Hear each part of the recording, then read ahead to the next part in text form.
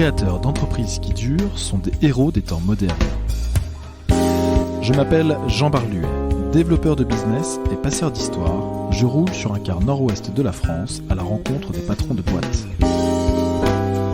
Avec le podcast Small is Beautiful, nous irons écouter chez eux ces entrepreneurs qui nous racontent les premières années de leur entreprise, les premiers contrats, clients, fournisseurs, toute la fragilité et l'excitation des débuts.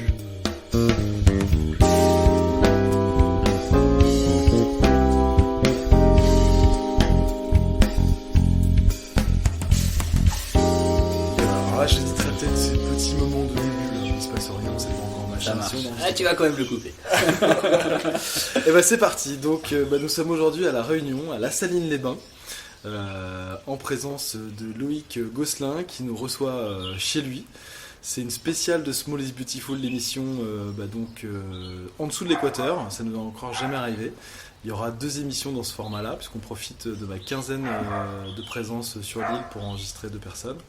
Loïc, tu es le premier à passer à la casserole de Small is Beautiful dans les conditions du direct super agréables, c'est-à-dire sur ta terrasse avec 3 bières, parce qu'on est 3 en fait, en plus on fait ça à 3, pour une fois ça fait du bien.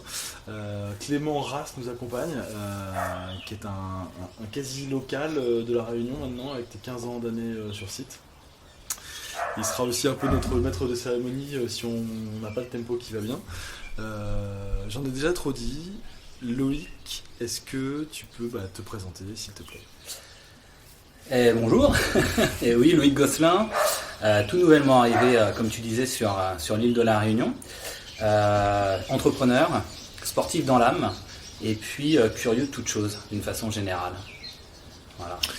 C'est-à-dire quand tu dis que toute chose, c'est que Je m'intéresse à plein de trucs, tu vois, Okay. depuis très rapidement dans ma vie, j'ai bouquiné plein de trucs sur le développement personnel, sur la socio, tout m'intéresse un peu et très rapidement d'ailleurs, je lisais 3 bouquins en même temps que je finissais, je lisais des magazines à côté. Okay. Voilà, je crois que c'est un truc qui me caractérise, c'est la curiosité en fait. Ok.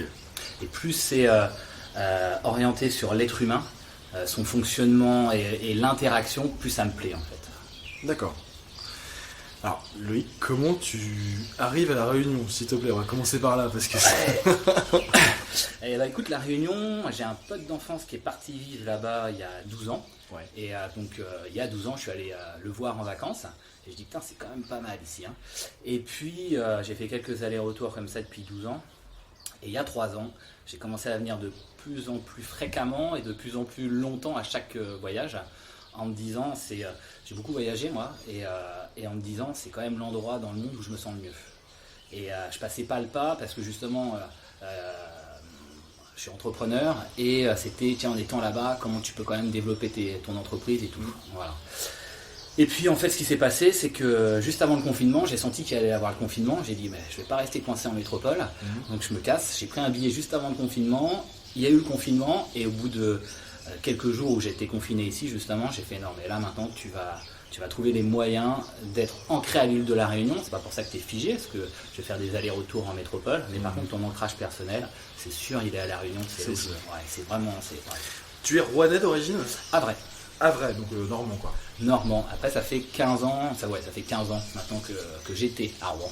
Ok, d'accord. Ouais. Tu es né au Havre ? Je suis né au Havre, après on bouge quand j'ai 10 ans dans le sud-est, au Canet précisément. D'accord. Et là justement, à l'époque tu as 10 ans donc tu prends pas conscience, mais c'est après coup où tu te dis mais en fait le soleil, la mer, même si au Havre il y a la mer, mais il n'y a pas le soleil, il n'y a pas le sable. Aussi quand tu es au Canet, tu es juste à côté des montagnes, donc tu peux aller faire. Voilà. Donc finalement la notion de nature et tout était quand même importante, simplement je n'en avais pas conscience. T'es sportif du coup depuis toujours, non, quand même ? Depuis toujours. Ouais. J'ai toujours fait du sport. Et puis, et justement, donc tu vois, au Havre jusqu'à 14, au Canet jusqu'à 14 ans. Après, on re-rentre au Havre. Ouais. Et là, moi, j'ai fait sport-études judo. D'accord. À Rouen. C'est là où j'ai découvert Rouen en fait. C'est là que tu arrives à Rouen. Et c'est là où j'arrive à Rouen la première fois. Et puis je fais 4 ans de sport-études, ça se passe bien, je suis dans l'équipe de France, voilà. Et là du coup, ta vie tourne autour de ça. Donc je vais à Poitiers. Je vais à Poitiers parce qu'il y a le meilleur pôle France, c'est là où c'est le mieux pour s'entraîner en fait. D'accord. Donc voilà, je prends mon appart, j'ai 18 ans, je me retrouve, j'ai 19 ans quoi. T'as 18 ans, c'est quelle année pour qu'on se situe ? Quelle année? Bah écoute, j'ai 40 ans là, ça fait quoi ça? On est en donc c'est 2020, il y a 22 ans, 99, 98, ouais, ouais, c'est 98-99, ouais, c'est ça. Ok. Voilà, je me retrouve à Poitiers. Donc gros sportif, sport-études, Voilà. tout seul à Poitiers avec une équipe sportive autour de toi, c'est-à-dire que t'es pas largué dans... Non, et puis j'étais quand même bien autonome, hein, parce que comme on est amateur, on peut être payé un peu, c'est ce qui s'est passé après dans ma carrière, mais on gagne pas énormément. Donc même si tu es dans l'équipe de France, tu gagnes que Chihuahua quoi. Ouais. Donc tu vas, moi je suis allé à Poitiers, je faisais un diplôme j'ai arrêté très tôt l'école me convenait pas. Ouais. Donc ouais, j'ai arrêté, j'ai même pas le bac, hein, j'ai arrêté en première. On va dire que même la première, j'ai pas tout à fait fait, j'ai oublié d'aller en cours régulièrement, quoi, tu vois. Donc, je me retrouve à Poitiers, je fais un brevet d'état, je m'entraîne tous les soirs au sport-études, tous les midis je vais courir et je donne des cours de judo dans les heures creuses, tu vois, pour pouvoir payer mon appart et tout ce qui va bien, quoi, tu vois. Pour bouffer quoi. Pour bouffer, c'est exactement ça. Et voilà, et puis... Et à Poitiers, ça se passe bien, et pas tout à fait bien, parce que je commence à me faire une première grosse blessure, ce qu'on appelle une rupture des ligaments croisés, qui fait que voilà, tu prends 6 mois d'arrêt, je refais une deuxième année là-bas, et par contre ça se passe bien, je remonte ce qu'on appelle en première division, parmi les meilleurs judokas, et là je signe dans un club parisien. Donc je pars à Paris sur le plus gros club parisien. Ça c'est le grade ça pour nous français, un club parisien? Ouais, aujourd'hui c'est... en tout cas dans le milieu du judo, tous les plus gros clubs et en plus qui peuvent te rémunérer, on va dire, c'est pas tout à fait vrai parce que tu as quelques clubs à Nice et ainsi de suite, mais en règle générale c'est à Paris quoi. D'accord. Et là en plus j'avais signé à Levallois, c'était un club qui me plaisait parce que les entraîneurs, j'aimais bien j'avais un peu d'affect avec eux, donc j'aimais bien voilà. Et puis en plus j'étais payé, j'avais quand même un SMIG et dans le milieu du judo, quand tu as un SMIG c'est quand même vraiment bien quoi, tu vois. Donc voilà, et puis par contre je renchaîne des blessures, je me repète une deuxième fois le ligament croisé. Je me repète une troisième fois le même ligament croisé. Donc tu es là, tu as 22 ans, tu dis ok, je me pète une épaule. Tu dis quand même. Et puis bon, en fait, il me décèle une maladie, une fragilité qui ne m'empêche pas du tout de faire du sport. Mais si je suis fatigué, il y a de grandes chances que je me pète. Ouais, voilà. Donc je suis toujours à Paris en train de me dire bon. À cet âge-là, c'est quoi ton objectif dans la vie? C'est être judoka tu sais Ouais, pas encore que ça. Ouais. Que ça. À l'époque, tu vis judo, tu manges judo, toute ta vie tourne autour de ça, quoi. À quelques histoires de cœur près, il n'y a que le judo, quoi. Ouais, oui, voilà, exactement. Okay. Et tes potes, c'est des potes du judo. Ok, ouais, c'est. Voilà. Okay, tes copines, c'est des copines du judo. Non, pas que, mais. Bon, ok. Ouais, c'est exactement ça. Et donc là, pour le coup, ça n'a pas été tout à fait facile quand même, parce que tu t'entraînes là-dessus. Et même quand tu reviens de blessure, tu arrives à faire des combats, tu sors des mecs. Enfin, j'ai sorti par exemple un mec qui avait été médaillé européen.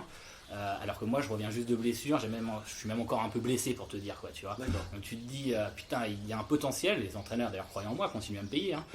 Mais tu reviens, tu te reblesses, voilà. D'accord. Et puis ça m'emmène jusqu'à mes 23 ans. Et à mes 23 ans, là justement ils me font quand même une biopsie, ils me disent bon t'as quand même cette fragilité, voilà c'est quand même... Et puis là t'en as marre aussi, quoi, t'en peux plus. Et de te battre pour revenir, et puis quand tu reviens, tu te repètes. Et là, j'ai la possibilité, j'ai 23 ans, et justement, c'est là où j'ai commencé à être un entrepreneur, parce que j'ai racheté des locaux au Havre, donc ma ville d'origine, où ma famille vivait. Et dans ces locaux, il y avait un club de judo et un club de gym, et je chapeautais l'ensemble en fait. Voilà. Ah, attends, tu rachètes le truc, c'est-à-dire que tu étais à Paris, tu es en train de gagner un SMIC, à faire du judo, et là tu te dis... Je me paye du foncier au Havre. Ouais, donc j'avais fait un... D'accord. Ça a été... ça a fonctionné... Alors, parce qu'en fait, moi, ce que j'ai besoin, c'est de liberté. Ouais. Et là, ça me permettait d'être complètement libre. J'avais mes locaux, donc j'avais fait le montage financier qui est passé. D'accord. Parce que je faisais un super coup sur les locaux. Donc les banques, en me suivant, savaient que même si... tu vois, tu faisais une culbute, tu veux dire, sur... Ouais, ils savaient que je faisais une plus-value. Parce que dedans, en fait, il y avait 2 assos qui payaient un loyer aux propriétaires des murs. D'accord, donc c'était garanti. Ça, c'était... Alors, ils peuvent très bien se dire, si les assos se pètent la gueule, comment toi, avec tes 23 balais et machin, comment tu fais pour rembourser tes locaux? Mais vu qu'il y avait une belle estimation sur les murs, eux, ils étaient assurés, quoi, tu vois. Et une hypothèque dessus, ils savaient qu'ils allaient récupérer leur truc, quoi, tu vois. C'est super cool, ça. Ouais, c'était cool. Et mais ça, après, tu vois, tu te dis, putain, en fait, j'avais 23 ans, je me mets 150 000 balles quand même sur la gueule, j'ai pas de pognon, en gros, hein, tu vois. Et ils me suivent. Et puis, en même temps, j'étais directeur de l'asso.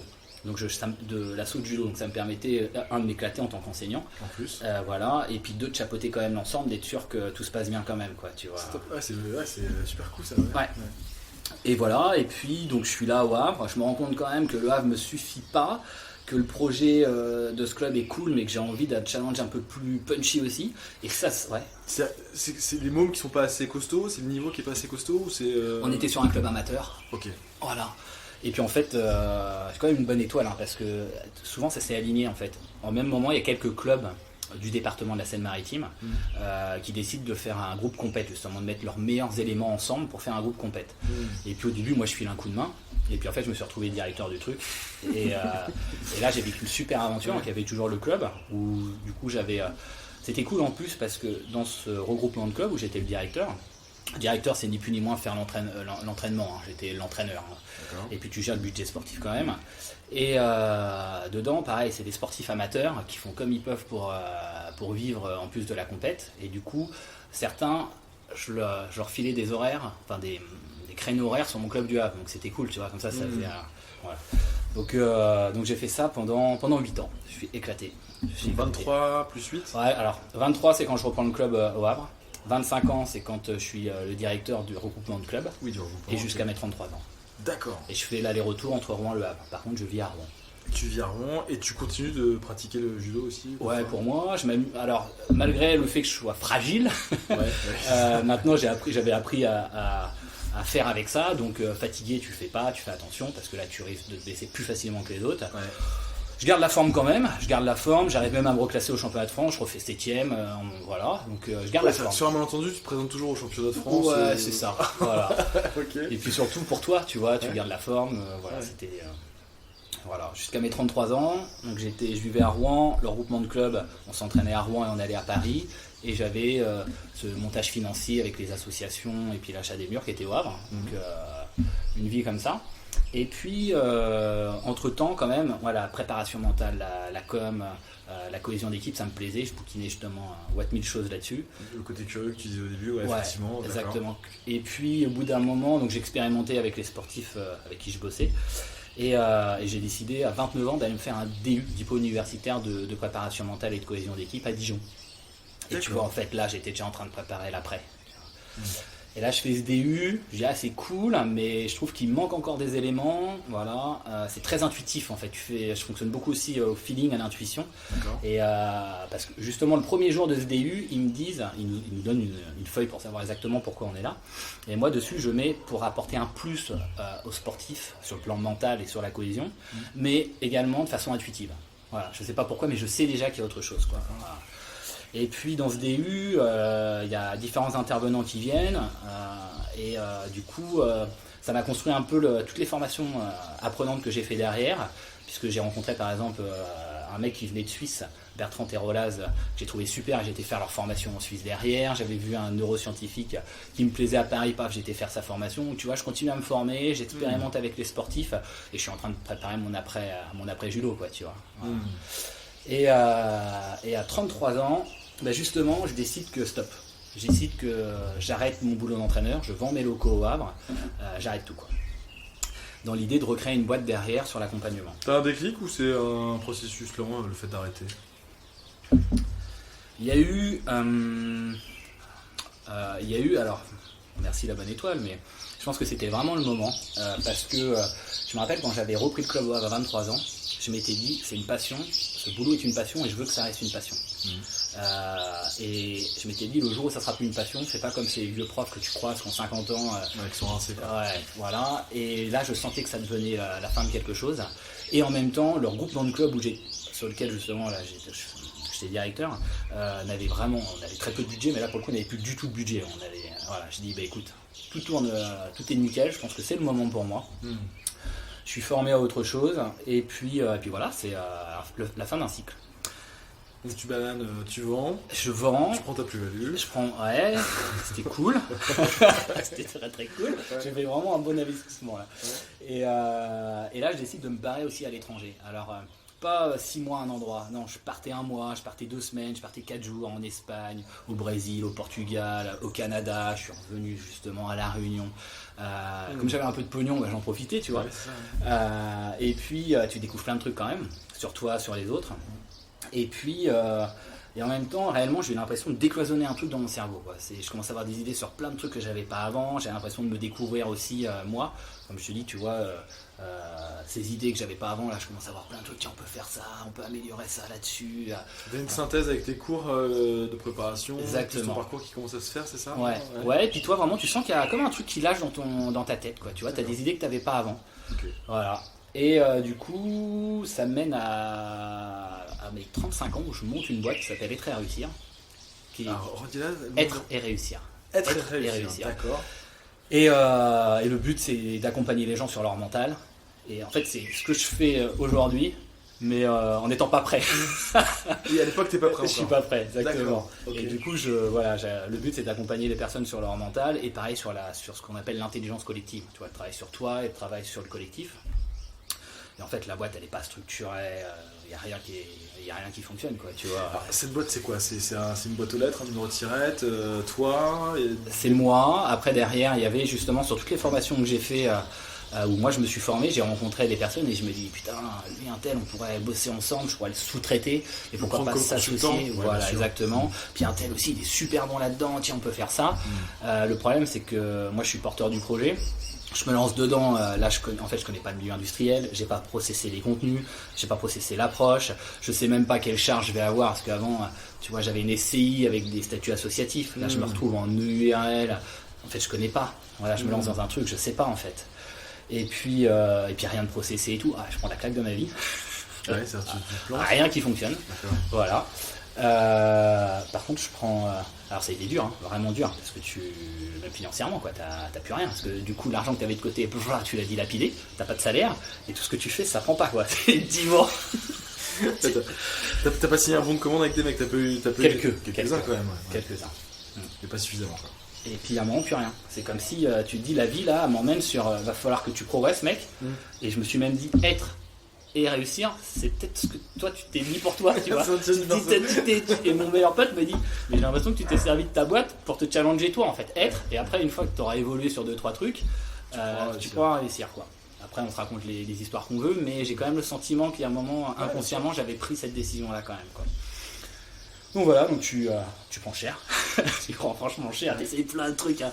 Et puis comme justement tu te disperses encore plus, parce que comme ça fonctionne pas, tu essaies de trouver des solutions, et puis voilà, et t'es pas bon, quoi. T'es pas bon, puis après du coup, bon j'ai dit allez, là j'ai commencé, je me suis fait sous-traiter par d'autres organismes de formation, j'ai commencé à processer un peu plus les choses. Quand tu dis sous-traité par d'autres, tu rentres dans le catalogue d'autres personnes, c'est ça en fait? Personnellement, donc j'avais créé un contenu sur la gestion des conflits. Voilà, je suis intervenu aussi sur la gestion du stress, un peu sur le management. Donc là, ça commençait à revenir un peu. Et puis surtout, je me disais, mais justement, c'est bien d'avoir toutes ces idées, mais en fait, la vie te dit juste, toi, il faut juste que tu organises les choses. Et quand tu as organisé, tout se passe bien, quoi. Donc toutes ces idées, apprends à les organiser et tout se passe bien. Voilà, et puis tu continues à faire ton bonhomme de chemin comme ça. Et puis, il y a un an, là, j'ai recréé justement l'entreprise de conseil humain. Voilà. Et donc sur la thématique toujours préparation mentale et intelligence collective. Donc tu l'appelles comment il y a un an cette boîte? Humain. Humain. Je l'appelle humain. Ok. Tu vois les compétences au singulier. Au singulier. Okay. Et puis l'idée c'est pour moi c'est justement les compétences indispensables pour avancer aujourd'hui dans sa vie. Donc c'est justement l'aspect mental et ce que j'appelle l'intelligence collective. Tu vois, sur l'aspect mental, on va travailler sur la prise de hauteur, sur ce que tu mets en place, la gestion de tes émotions. Également ton aisance comportementale, parce qu'on les prépare justement aussi aux relations avec les autres, tu vois, aux interactions. Confrontation, machin. Comment? Confrontation, par exemple, exactement. Et puis sur l'intelligence collective, on va être sur le management avec une posture coach, justement. Comment responsabiliser ses équipes, les rendre autonomes. Et puis on travaille aussi sur ce qu'on appelle du codev. Tu vois, on secoue le cocotier. L'idée, c'est les entreprises avec qui on bosse et ils ont des problématiques. C'est comment tu peux faire pour trouver une nouvelle solution face à ces problématiques et créer un plan d'action derrière. Tu vois, donc on fait du coaching, de la formation et du codev autour du mental et justement de cette intelligence collective. Voilà. Donc cette boîte que tu as créée depuis un an, qui s'appelle Humain, son job c'est de rencontrer des dirigeants d'entreprise ou des managers. C'est ça. Directionnels. Leur faire accoucher le problème, enfin ils accouchent le problème qu'ils ont, et transformer le besoin de solution qu'ils ont en un processus de formation, d'accompagnement mental pour que finalement les équipes arrivent soit meilleur, exactement. Soit meilleur et atteigne la solution souhaitée par... Exactement. Ok. Et on travaille pas qu'avec des personnes qui ont des problèmes, tu vois. On a travaillé beaucoup avec Enedis. On a formé 100 managers d'Enedis, ils n'ont aucun problème, hein. Tout va bien. Ah, ça va bien, ouais. Par contre, ils se sont rendus compte que justement de faire évoluer les compétences et de challenger leurs managers quotidiennement, c'est important. Et du coup, c'est ce qu'ils nous ont demandé de faire. Là, on a fait de la formation sur la prise de parole pour qu'ils apprennent à motiver plus facilement les équipes. Tu vois. Voilà. Voilà, donc et ça j'aime le dire. C'est un gros taf quand même de préparation, c'est un peu sur mesure quand même à chaque fois. Là quand tu cites un Enedis, quand le dit te dit bon pour accord, je t'envoie le mail, c'est pour dans X temps. T'as un gros boulot non là-dessus? Alors aujourd'hui, de moins en moins. Aujourd'hui pour le coup, avec la claque que j'ai pris en 2015, si tu veux, tout est processé aujourd'hui. Donc on a plein de programmes de formation. J'ai une méthode pédagogique, MAP, motivation, action, progression. Okay. J'ai des programmes de formation et de coaching sur chaque chose. Prendre de la hauteur, on va travailler avec CAS, conscience, acceptation, solution, gérer ses émotions. Et il y a des programmes comme ça. D'accord, t'as plein de slots quoi. C'est plein de trucs. Et après, si tu veux, par contre, on fait du sur-mesure parce qu'on va selon la personne. On va, donc le dirigeant, le RH, les managers. Ce qu'on va faire, c'est qu'on va dire ça fait des blocs. Et on va modéliser ces blocs pour répondre à leurs vrais besoins. Et comme j'aime dire, on ne travaille pas obligatoirement avec des entreprises qui ont des problèmes. On travaille aussi avec des entreprises qui vont très bien aller mieux. Quoi, bien sûr, c'est surtout les plus intéressants. Parce que ceux qui ont des problèmes en général, bon, c'est bien, mais moi je trouve que les meilleurs clients, c'est ça, c'est ces boîtes qui vont très bien et qui disent comment on peut atteindre un palier supérieur en débloquant des freins, parce que c'est des freins qu'on a. Dans la tête des vendeurs, des commerciaux, enfin de ce que tu veux, mais en tout cas c'est souvent ça, moi je le vois du point de vue commerce. Ouais. Donc ça Humain, c'est lancé depuis un an. C'est lancé depuis un an. Basé où à Rouen. À Rouen. Voilà, à Rouen. Donc au début je sous-traitais beaucoup Mehdi. Mehdi qui est quelqu'un que j'ai rencontré, Mehdi Mangal, que j'ai rencontré justement sur la première formation que j'ai fait à Dijon, le diplôme universitaire. Et c'est devenu une des compétences qui t'avait flashé dans... Ouais, exactement. Et lui il est formé en prête mentale. Il est formé à l'outil du théâtre parce qu'il vient du monde du théâtre. Okay. Et puis on se rejoint sur nos valeurs, sur tout ça. Et si tu veux, la boîte là aujourd'hui, nous on travaille sur 3 choses. Donc avec les outils de la préparation mentale, avec les outils du théâtre et avec les neurosciences. Et donc Mehdi rentre complètement dans le truc et tout. Et du coup au début je le sous-traitais beaucoup. Il m'aidait aussi beaucoup sur la structuration de l'ingénierie. Tu vois, c'est le contenu des programmes. Puis au bout d'un moment, je lui ai dit, bon, je crois qu'on fait un bon duo, là, ça serait bien qu'on s'associe. Et donc voilà, là, et ça va très bien du fait que moi je suis à La Réunion aujourd'hui, parce que lui, il est à Paris. Donc on s'associe, il va être beaucoup plus dans la partie justement, comment je pourrais dire ça, dans la partie justement contenu des programmes, le faire lui, ou former nos intervenants, parce qu'on a des intervenants extérieurs. Voilà. Et puis voilà, donc on acte les choses au mois de septembre, là. On s'associe ensemble. Ah, il s'est pas fait encore. Non, on est complètement d'accord, mais là, il faut aller voir l'avocat, quoi. Oui, vous n'êtes pas mariés, signé, tamponné. On n'a pas signé encore. Ok, d'accord, ça marche. Voilà. Structure commune ou... Ouais, structure commune, ouais, SAS. Ah ouais. SAS, exactement. SAS, donc c'est-à-dire qu'il y a un président. Ouais, ça sera moi. Ok. Voilà.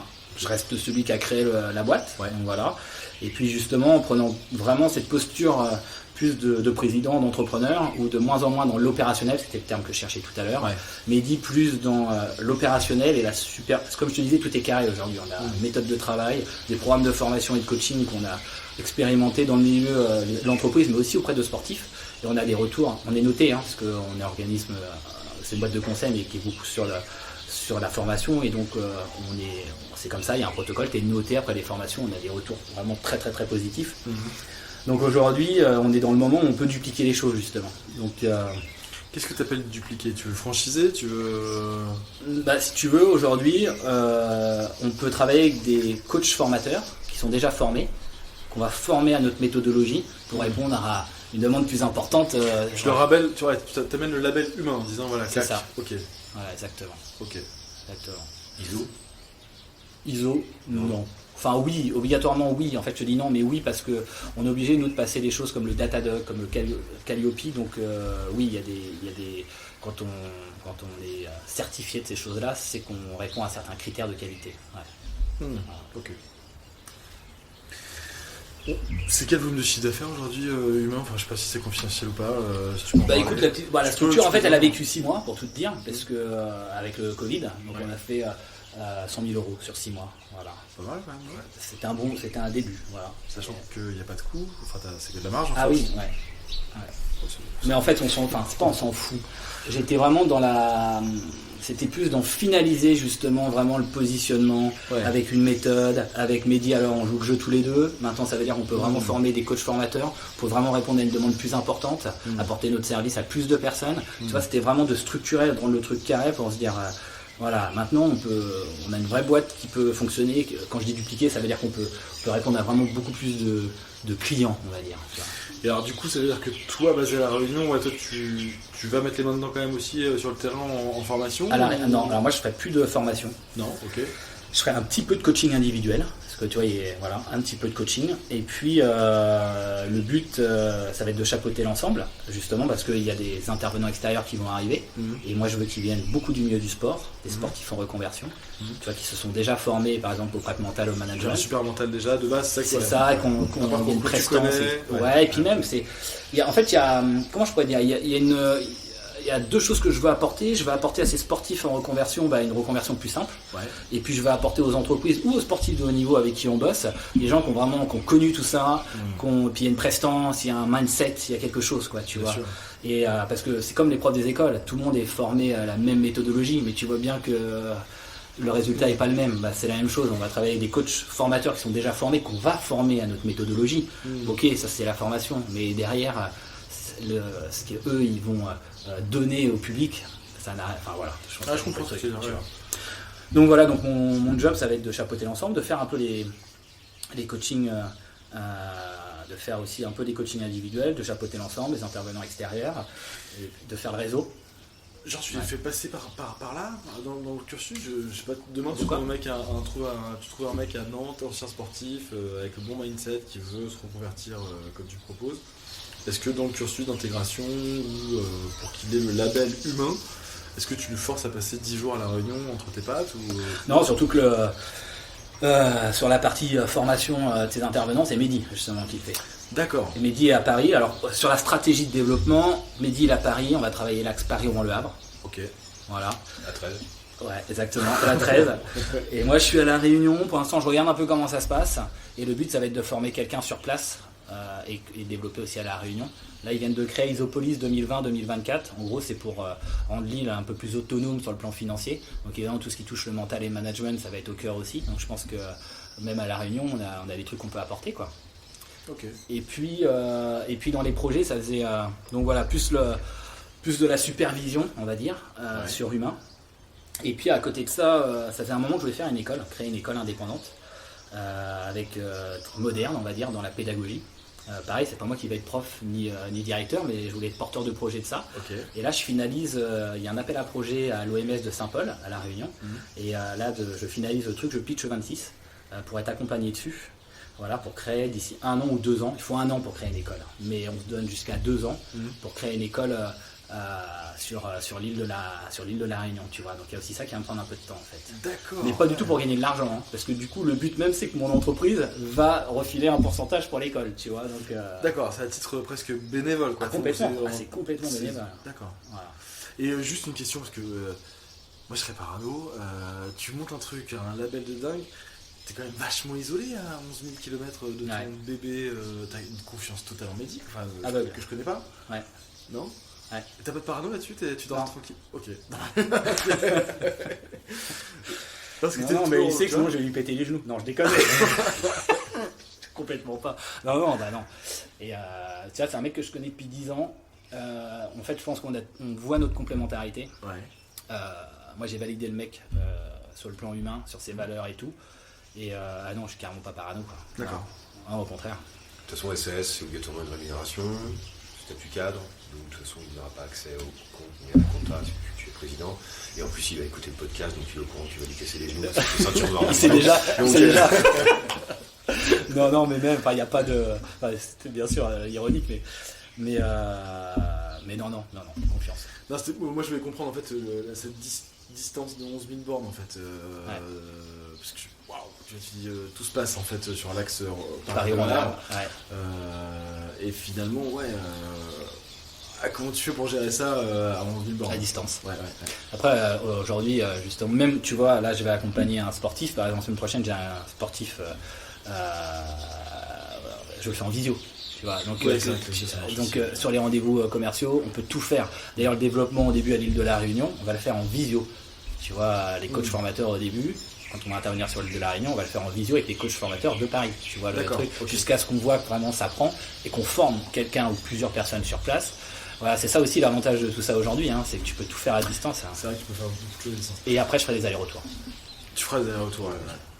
Donc septembre, vous actez, c'est ça, signature des papiers. Bon, comme Je coupe ça, désolé. pas de soucis. Comme vous avez déjà fait 100 000 euros en 6 mois, bon, on n'a pas trop d'inquiétude sur la façon de développer le chiffre d'affaires. Hein, ça devrait y aller facile. Alors, il y a quand même l'après-Covid, on va voir quand même ce qui se passe. Parce que tu vois, là, ce que j'ai pu voir, en plus, pendant le Covid, j'ai rien du tout signé, parce qu'en plus, on n'était pas structuré pour faire des choses à distance. Maintenant, c'est structuré, on peut faire de la formation à distance. Mehdi l'a fait, ça marche très bien. On n'avait pas de e-learning, donc voilà, chose que je veux développer, là, justement. Donc, nous, on s'est retrouvés en disant, là, on prend cher, quoi. Et puis, tout ça, on travaille sur l'humain, sur développer les compétences, mais c'est pas des formations obligatoires. Donc, en cas de crise, tu passes aussi, tu passes derrière. Tu passes à la trappe. Tu passes à la trappe. Le budget comme quoi. Ouais, c'est exactement ça. Ouais, complètement. Si, c'est complètement ça. Après, pour les entreprises de moins de 50 salariés, souvent, ils le savent même pas, mais en plus, ils cotisent à des choses pour faire appel à nous. Tu vois. D'accord. Et pour les gros groupes, c'est comme tout dans la crise. Pour moi, il y en a qui vont se planter, puis il y en a d'autres au contraire, ils vont. Et donc je pense qu'on va pouvoir se replacer. Ouais. Surtout sur les managers où, comme je te dis, on a une offre pour les managers et je pense que sur certains managers, ce qu'on apporte, justement pour ceux qui vont se développer, là, il va y avoir un intérêt. Mais il va falloir qu'on soit un peu malin quand même, voilà, pour se repositionner avec. Il faut être vachement à l'écoute du business quand même. Bon, moi j'ai un biais très business, mais si tu veux effectivement pouvoir répondre aux besoins des managers, il faut que tu sois vachement au courant de quelles sont leurs problématiques au quotidien. Exactement. Ok. Septembre. Oh pardon, tu vas te... Non, c'est lesquels en ce moment en fait, ça m'intrigue énormément de savoir. Les problèmes des managers. Quels sont vraiment en ce moment, quelle est la demande actuelle? Il y a plusieurs trucs, mais il y avait le management à distance. Comment tu fais pour manager les personnes à distance? Ça, c'est le gros truc là du moment, quoi, tu vois. Voilà. Ça, tu sais prendre le... On peut le faire, ouais, bien sûr. Surtout, nous, on est vraiment sur le management orienté coach. Donc, au contraire, fixation des objectifs, autonomie, feedback. Okay. Et en plus, on travaille même pour les managers. Donc, on est sur leur préparation mentale, on est sur cette posture coach et on est sur leur prise de parole. Puisque Mehdi, il vient du monde du théâtre. Okay. Et justement, même comment prendre la parole derrière ton écran. Tu vois. Donc, voilà. Donc, là-dessus, il y a un truc à faire. Être en short avec la chemise. Ouais. On va tous fait. Ouais, donc du coup, en fait, là, c'est plutôt gérer l'après-Covid en termes de management, de conseil en management, en fait, le but de la société actuelle. Ouais. Et puis après, sur la partie coaching, en fait, sur le management, pour tout dire, notre public, c'est principalement des managers. Sur la partie formation, c'est principalement des managers. Sur la partie coaching, ce qui est individuel, beaucoup plus personnalisé, c'est principalement des dirigeants. C'est les dirigeants qui prennent des coachings individuels en fait. Et sur les dirigeants, je pense que pareil, pour travailler un peu sur le mindset, sur leurs émotions et tout, je pense que là aussi il y a un truc à faire, quoi, en fait. Ils sont débordés les gars, en fait, ils n'arrivent plus à s'en sortir, ils ont et puis il y a eu du stress et puis il y a eu aussi beaucoup de stress, quoi, là-dedans. Titre personnel aussi. Exactement.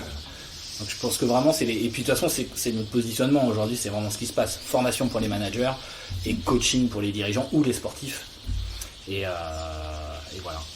Je pense qu'il y en a beaucoup qui ont envie. Tu mets du sport dans tes coachings de dirigeants? Parce qu'il y a quand même pas mal de dirigeants qui sont sportifs en général. Non, je mets pas par choix de mon positionnement d'entreprise. D'accord. Et tu vois, j'ai déjà un esprit avec plein d'idées. Et il y a un moment, tu te dis non, c'est le mental et l'intelligence collective. D'accord. Voilà. Pour l'instant, en tout cas. L'identité, elle est là. Parce qu'évidemment, je pourrais très bien, même avec des sportifs de haut niveau, rajouter du sport dedans et tout. Ouais. Mais non, pour l'instant, l'identité de la boîte, c'est pas celle-là. À moyen terme, pourquoi pas. Mais voilà. Par contre, évidemment, on préconise l'équilibre de vie.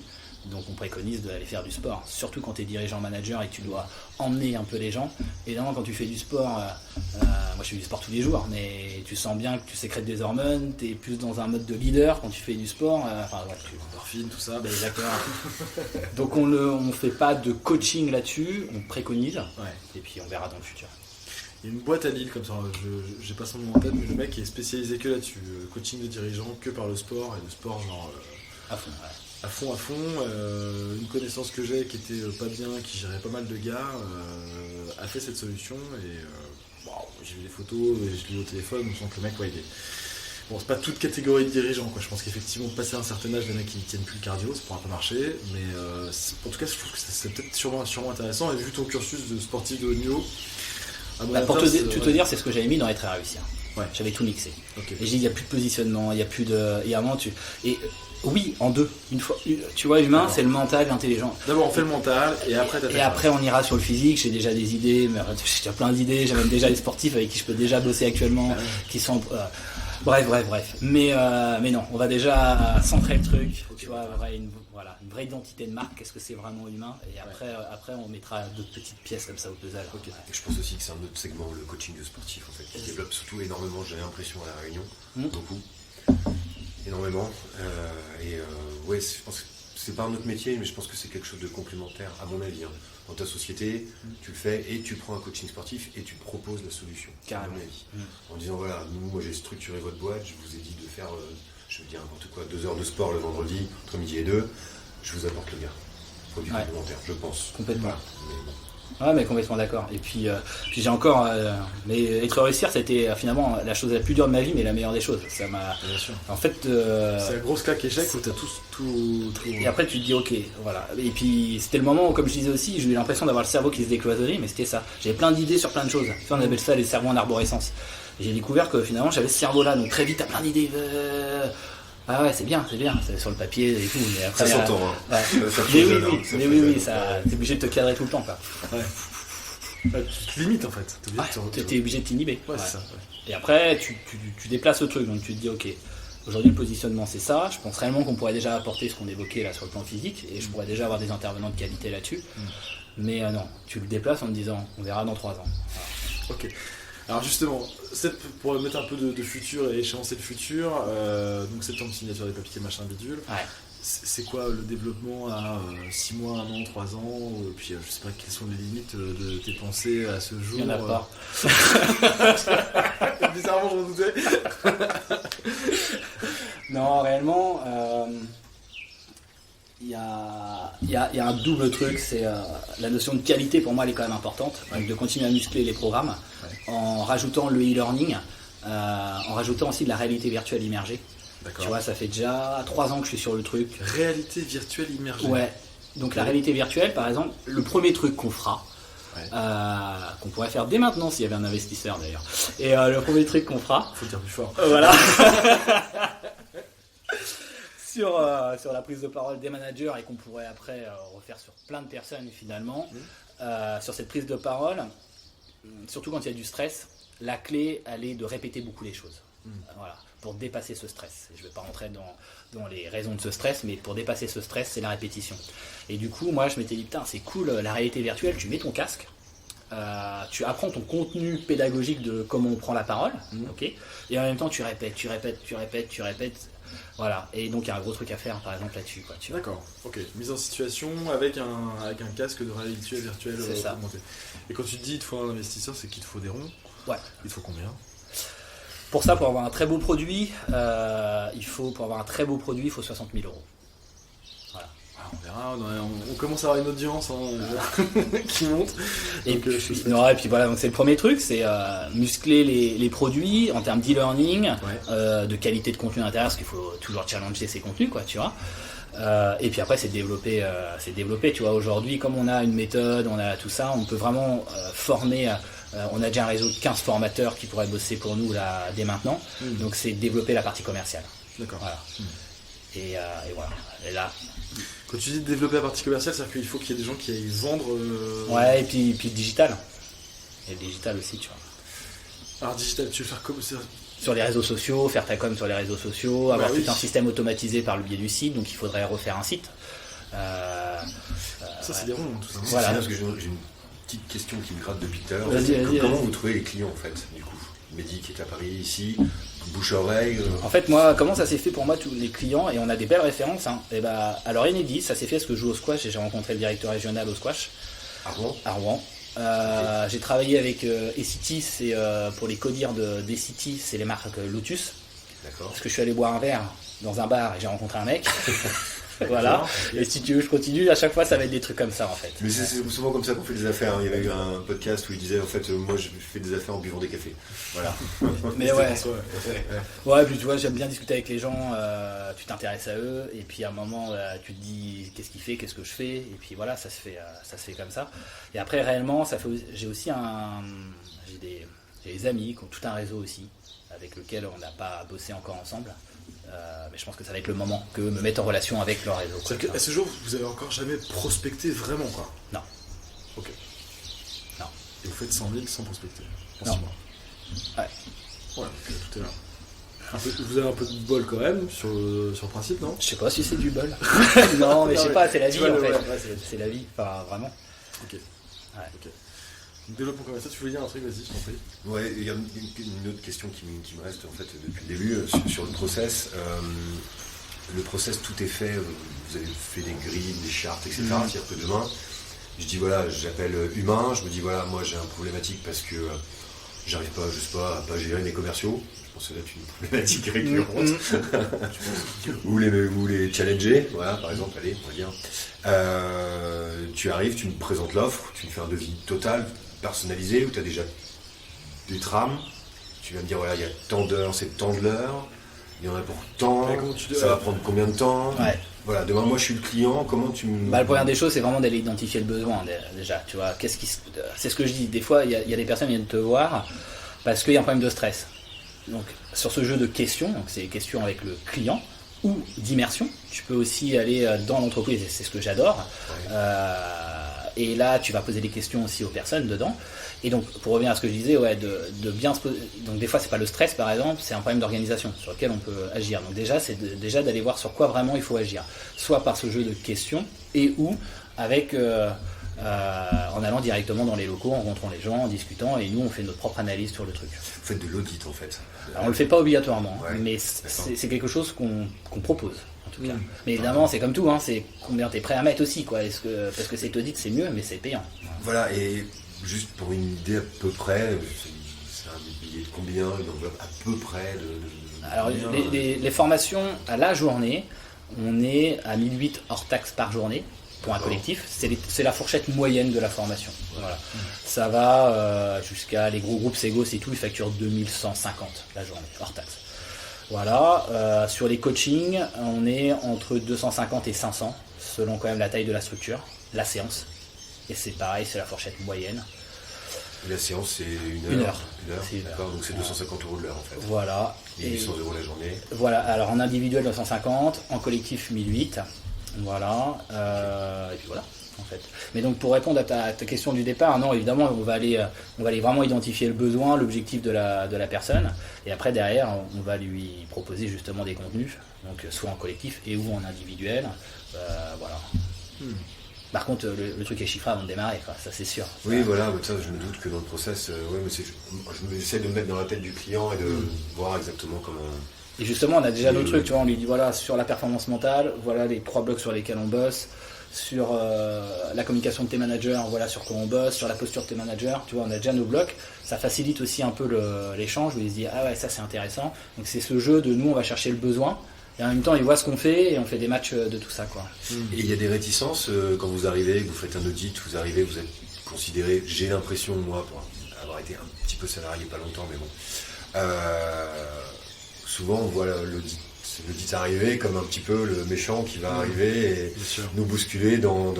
Mais comme les formations des managers, tu vois, alors en fait, réellement, nous, ça se passe bien, parce que je pense qu'il y a une façon d'amener les trucs. On passe pas en force, et c'est surtout présenter le truc dès le début. On est là pour améliorer le bien-être et la performance, et le bien-être aussi, tu vois, donc c'est de présenter, nous, on est juste là pour améliorer le truc, que vous vous sentiez mieux et que vous ayez encore plus de compétences, par exemple pour les managers. Contents, ouais. En règle générale, enfin moi, ça passe. C'est pas pour ça qu'en début de la formation, t'en as pas certains qui font un peu attends, ils m'ont demandé d'être là, ça me casse les couilles, tu vois, tu vois la tronche, tu commences à prendre des taquets là, mais justement ça c'est aussi le boulot d'un formateur, c'est de savoir dépasser tout ça et challenger les personnes voilà, dans la journée, quoi. Ouais, c'est ça, c'est l'impression que j'avais un petit peu comme je sais pas, le commissaire au compte ou quoi que ce soit, le comptable qui arrive un petit peu, ça. Tu as une interférence, et je me demandais s'il n'y avait pas des réticences, etc. Mais je pense que tu as Voilà. la question avec Ouais. ça. Ouais. C'est humain, hein, de toute façon, tout ce qui est. Changement, il y a pas. Ouais, c'est Voilà. Changement, on n'aime pas du tout. Bah oui. Après, par contre, tu as le dirigeant qui, lui, veut faire son coaching ou sa formation. Ouais. Il est demandeur, ça c'est plus simple. Ouais. Moi, encore une fois, c'est vraiment toi, comment tu abordes le truc avec les personnes en face de toi. Et ton intention de départ. Notre intention, que ce soit Mehdi, moi ou les collaborateurs justement externes de la boîte, on les sélectionne aussi pour cet état d'esprit. On ne force pas les choses. Et votre intention, c'est vraiment d'améliorer et le bien-être et la performance. Quoi, tu vois. Donc, quand tu as cette intention-là, au bout d'un moment, les gens, ils captent, ils le sentent. C'est bienveillant, quoi qu'il Et arrive. puis on est là pour ça. Enfin, nous, on veut qu'ils se sentent bien, quoi, qu'ils soient performants et qu'ils se sentent bien. Donc, normalement, au bout d'un moment, il y a plus. Enfin, j'ai pas une seule fois, il y a eu un bug. Pas une seule fois. Quoi.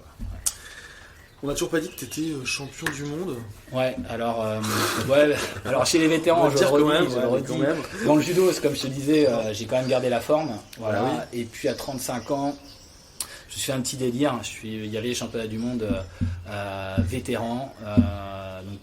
Dans le judo, tu es vite vétéran, passé 30 ans, tu peux continuer à faire des championnats avec tout le monde, mais tu peux aussi faire les vétérans.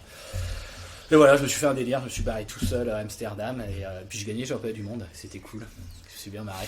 Non, c'est vrai, en plus, je me suis vraiment Pour marré. le mec Quoi. qui essaie de partout, qui peut pas faire de carrière, c'est quand même pas mal. Ouais. Alors après, comment je peux te dire c'est vraiment les vétérans, donc tu relativises, tu vois. C'était plutôt le délire de partir tout seul. Tu sais que quand je me suis barré, je savais même pas. L'échauffement est très important en judo. Tu peux pas arriver sur le combat pas chaud, quoi. Tu es obligé de t'échauffer. Et quand tu pars tout seul, et que t'as pas de partenaire, tu sais même pas comment tu vas t'échauffer, quoi. Donc je l'ai fait. Pas de coach, pas de partenaire, voilà. Et en fait, j'ai rencontré d'autres Français avec qui ça a matché. On s'est échauffé ensemble. C'était plutôt l'aventure qui m'a plu, quoi. D'accord. Ok. Voilà. Et pour tout te dire, il y a dans ce moment d'être à réussir, justement, j'essayais de surfer là-dessus, de dire dans mes trucs de com, je suis champion du monde, machin. Et en fait, ça me va pas, c'est pas mon truc. Ouais. Et là aujourd'hui, tu vois, tu m'en parles, mais Alors c'est pas pour dire, c'est pas pour le titre et le côté bling bling, c'est plus pour le côté mental, moi que j'aime bien, c'est que t'es préparateur mental et mine de rien t'as le mental aussi pour toi à titre personnel avoir démontré que t'étais capable de quoi. Et je trouve qu'en termes de carte de visite, que tu sois médaille d'or on s'en fout, ce qui est vachement intéressant c'est le mec cassé de partout qui à chaque fois qu'il fait du judo se pète une épaule. Et ben même quand il est vétéran, sur un coup de tête tout seul, bien préparé mentalement visiblement, il va arracher le titre de champion du monde. Mais tu vois, il y a un truc qui est important pour moi et qui m'avait choqué quand je m'étais formé. Je rencontrais plein de consultants, de coachs et formateurs qui ne transpiraient pas, eux, ce qu'ils vendaient. Et j'ai dit, mais ça c'est pas possible. Quoi. C'est d'abord t'expérimentes sur toi, tout en sachant que les gens en face de toi, que tu coaches et que tu formes, ils sont différents de toi. Hein. Donc ça veut dire que c'est pas parce que ça a fonctionné pour toi que ça va fonctionner pour eux. Tu vas être capable d'encaisser ce que tu t'infliges. Ouais, et Par puis on est voilà, même sur la préparation mentale, on va tous se préparer différemment. Quoi. Voilà. Mais en tout cas, la moindre des choses, c'est d'avoir expérimenté sur soi et d'avoir créé ce changement en toi, d'avoir acté, de le transpirer avant de le proposer aux autres. Tu vois, pour moi, ça c'est important. Okay. Et les coachs formateurs qui représentent la marque et qui vont surtout, à partir de maintenant, il y en aura plus, j'espère, plus qui vont représenter, on les sélectionne aussi sur ça, quoi, tu vois. Voilà. Okay. Ouais. Quand tu travailles quand par exemple on intervient pour la prise de parole, pour les managers, c'est que c'est un mec qui sait prendre la parole et qui envoie du lourd là-dessus, quoi, tu vois, voilà. Évidemment, on sent l'envie, quoi. Et puis il a validé les compétences chez lui déjà, quoi. Exactement. C'est quoi Humain dans 3 ans?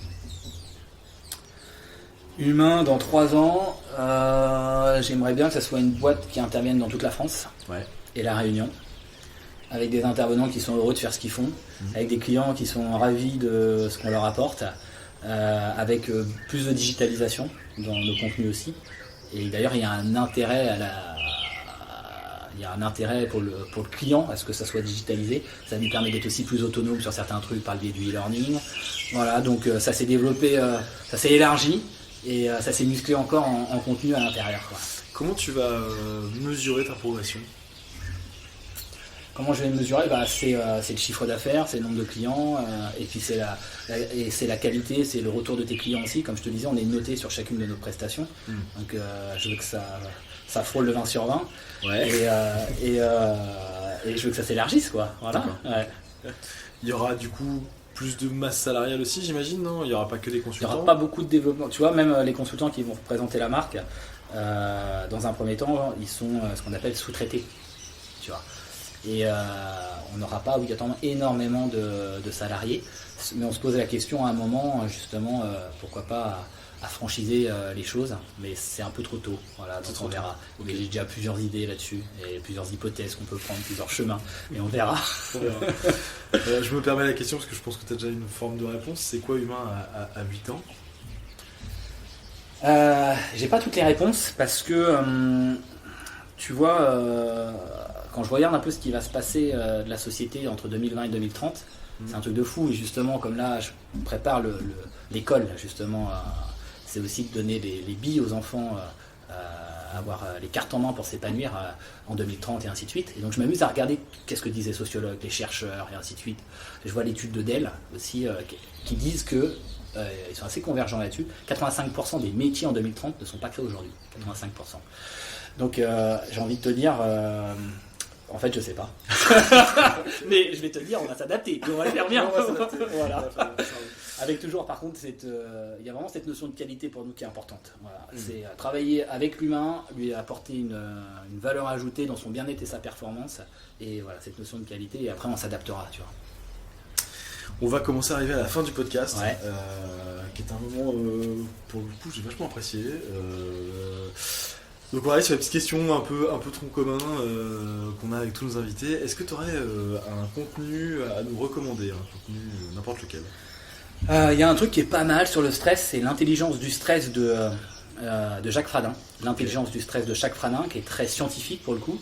Et après, un autre qui est moins scientifique, qui est le pouvoir moment, le pouvoir du présent. Oh là là, écarte-toi. Le pouvoir du moment présent. Voilà, le pouvoir du moment présent. Pouvoir du moment présent d'Eckhart Tolle. On va dire les deux, donc c'est des bouquins, ça je sais ouais, pas. C'est des bouquins, t'as Eckhart Tolle. Voilà, le pouvoir du moment présent, c'est évident le bon ordre. Et après, l'intelligence du stress de Jacques Fradin. De Jacques Fradin. Ouais. D'accord, qu'on va du coup mettre dans le commentaire de l'émission. Et puis la dernière question, qui est une question fatidique qu'on aime beaucoup, qui est la marque de l'émission. Ouais. Peux-tu nous confier des médiocrités acceptables? Bah écoute, heureusement que tu me l'as posé au début du truc. Oui, parce qu'il faut que les gens le sachent quand même que tu me l'as dit avant le podcast. C'est préparé, c'est vrai que j'ai eu le temps de me préparer à ce genre de questions. Bah justement, moi, il faut que je sois très très très vigilant quant à What Me l'idée, c'est à conserver le cadre et ton fil conducteur. Voilà, ça c'est vraiment le truc qui peut faire une force parce que du coup, quand tu te centres, tu as plein d'idées par rapport à cet objectif, tu vois. Par contre, le risque c'est de partir partout et de pas matérialiser ce que tu as dans la tête. Donc c'est te canaliser, quoi, ça que tu veux dire. Canaliser, de centrer les choses, de faire voilà, c'est exactement ça, de canaliser. Ouais. Ok, bah écoute, on l'a pas encore eu cette médiocrité acceptable là, donc je suis ravi. Cool. Les autres, je les garde pour moi.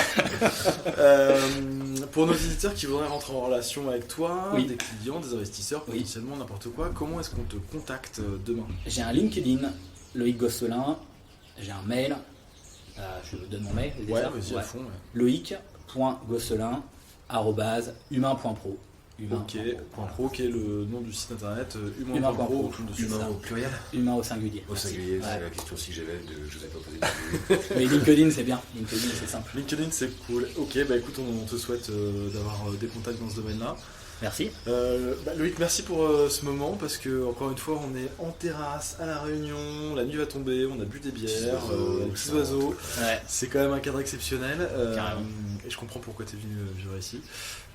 Merci pour ton accueil. Merci à toi, tu vois, c'était la première, c'est marrant, ça me permet d'expérimenter aussi tout ça, c'est cool. Et puis on va remercier Paul Tersin qui nous a mis en relation. Carrément. Encore lui, parce qu'il me met souvent en relation avec des gens. C'est un homme qui crée les relations. Exactement. Ouais.